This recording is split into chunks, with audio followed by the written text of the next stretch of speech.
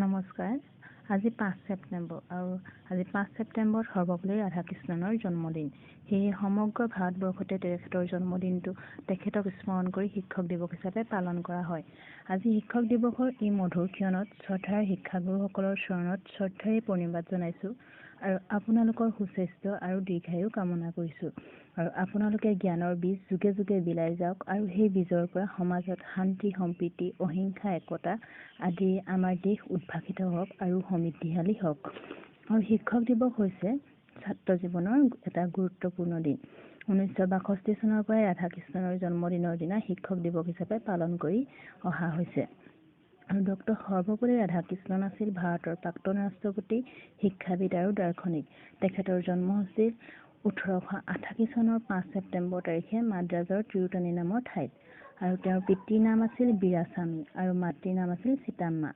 1952 চনৰ পৰা 1956 চনলৈ পুনৰ 1957 চনৰ পৰা 1962 চনলৈ দুবাৰকৈ ভাৰতৰ উপ ৰাষ্ট্ৰপতি পদত অধিষ্ঠিত আছিল তেওঁ।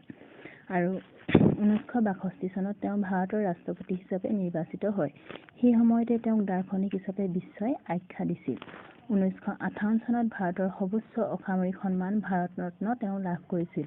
দাৰ্শনিক আৰু ৰাজনৈতিক ব্যক্তি হিচাপে চিনাকি থকা ৰাধাকৃষ্ণদেৱ শিক্ষক হিচাপে থকা পৰিচয় যথেষ্ট সবল।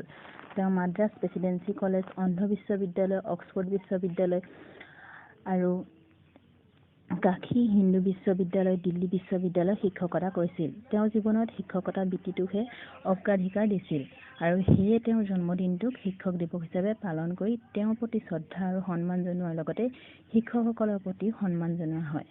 আৰু শেষত ময়ো শিক্ষক দিৱসৰ এই শুভ দিনত পুথিগত শিক্ষাৰ লগতে মোক সততা, নৈতিকতা আৰু সাহসেৰে জীৱনত প্ৰতিটো ক্ষণত আগবাঢ়ি যাবলৈ প্ৰেৰণা যোগোৱা মোৰ ছাৰ বাইদেউসকলৰ চৰণত সেৱা জনাই মোৰ আজিৰ ভিডিঅ'টো ইমানতে সমাপ্ত কৰিছোঁ। ধন্যবাদ।